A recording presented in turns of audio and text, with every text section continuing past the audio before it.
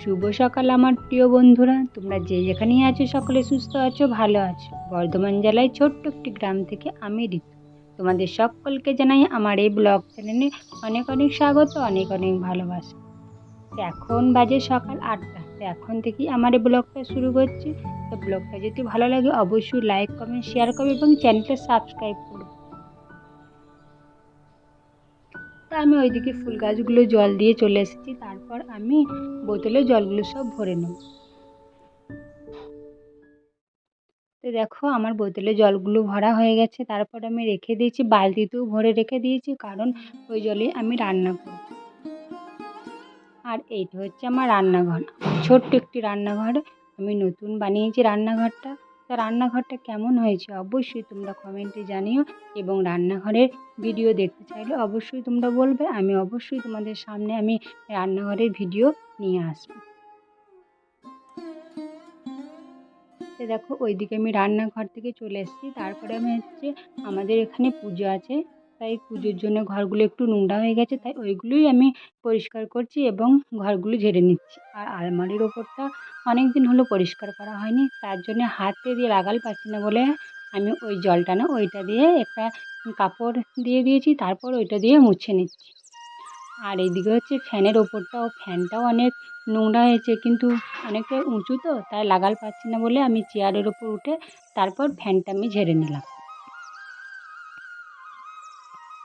আর এইদিকে হচ্ছে ফ্রিজের ওপরে যে ফুলগুলো ছিল, যেগুলো তোমরা ভিডিওতে দেখতে পাও, ওইগুলো না খুব নোংরা হয়, তার জন্য আমি প্রায় 2-1 দিন বাদে বাদেই আমি ওইগুলো পরিষ্কার করি। আর আজকে যেহেতু ঘরগুলো আমি ঝেড়েছি, পরিষ্কার করেছি, তার জন্যই ওইগুলোতে একটু নোংরা হয়ে গেছে, তো ওইগুলো আমি পরিষ্কার করে নিচ্ছি। আর ফ্রিজের ওপরে হচ্ছে একটা পেপার পেরে তারপর আমি একটা আমার কাপড়, মানে ভালো কাপড়ই, ওইটাও লাগিয়ে দিয়েছি ওখানে।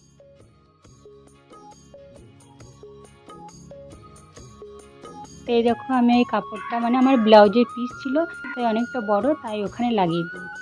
তো ঘরে আমার ঝাড়ু লাগানো হয়ে গেছে আর ঘরটা পরিষ্কার করা হয়ে গেছে। এবার বারান্দাটা আমি ওই যেগুলো ফাঁদা ফাঁদা হয়েছে না, ওইগুলো সব ঝেড়ে নিচ্ছি, কারণ আমাদের ঘরে রং করার পর থেকে এখনও একবারও পরিষ্কার করা হয়নি। ঘরগুলো ঝাড়ু লাগানো হয়েছে, কিন্তু ওপরে আমি লাগাল পাই না বলে তার জন্য পরিষ্কার করতে পারি না, তাই এই ফুল ঝাড়ুটা কিনেছি। আর দেখো ঝাড়ার পরে দেখো কত নোংরা বেরিয়েছে ওখানে, তারপর আমি পিঁড়ে উঠোন সব ঝাঁট দিয়ে বাইরে বার করে দিলাম।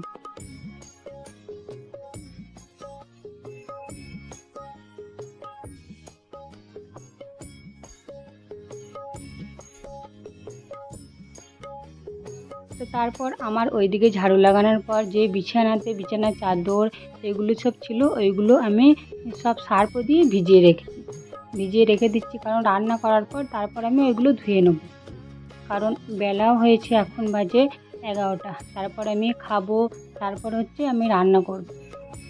তো দেখো ওইদিকে আমি ভিজিয়ে রেখে দিয়ে এসেছি, আর এইদিকে আমি আলু ভাজা করে রেখেছিলাম, সবার খাওয়া হয়ে গেছে, আমি এখনও খাইনি, তাই আমি আলু ভাজাটা থালাতে ঢেলে নিলাম। আর ওইদিকে আমি ভাতটা বসিয়ে দেবো, তারপর আমি মুড়িটা খেয়ে নেব।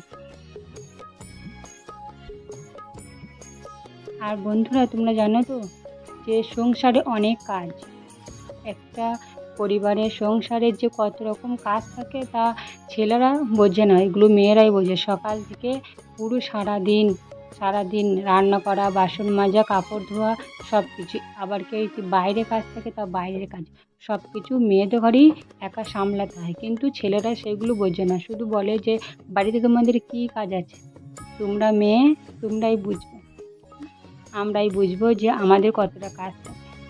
তো এখন দেখো আমি মুড়িটা বাড়িনি এখনও, আলু ভাজাটা ঢেলে নিলাম, আর এইদিকে ভাতটাও বসিয়ে দিয়েছি। আর অনেক দিন থেকেই হয়েছে এইগুলো সব, যেগুলো নিচে আছে কাপ, তারপরে হচ্ছে গ্লাস, বাটি, ওইগুলো পরিষ্কার করে রাখা হয়নি, তাই আমি ওইগুলো সব ধুয়ে রেখেছিলাম, তাই আমি ওখানে গুছিয়ে রেখে দিচ্ছি, কারণ একদিন পর পরই গুছাতে হয়, কারণ ধুলো বালি ওইগুলো সব তো বসে, তাই জন্যই পরিষ্কার করে তারপরে রাখতে হয়, কিন্তু রোজ তো করা সম্ভব নয়, আরও অনেক কাজ থাকে, ছেলে মেয়ে পড়াশোনা, ছেলে মেয়েকে দেখা, জামা কাপড় ধোয়া, এইগুলো সব রকম কাজ আমাদের ঘরে একাই করতে হয়। আমাদের হাতে হাত দেওয়ার মতো কাজ করার এখনও কেউ নেই, কারণ মেয়ে ছোট, ছেলেও ছোট, তো দেখো বলতে বলতে দেখো আমি মুড়িটাও বেড়ে নিয়েছি আর মুড়িটাও আমার খাওয়া হয়ে গেছে। তারপর আমি সবজি কাটবো। তো এখানে সবজিগুলো কেটে আমি তরকারিটাও বসিয়ে দিয়েছি, এখানে ডাল আর পুঁই শাক। আর এই দেখো সব রান্না বান্না করে তারপরে আমি খাটটা ঝেড়ে নিয়েছি।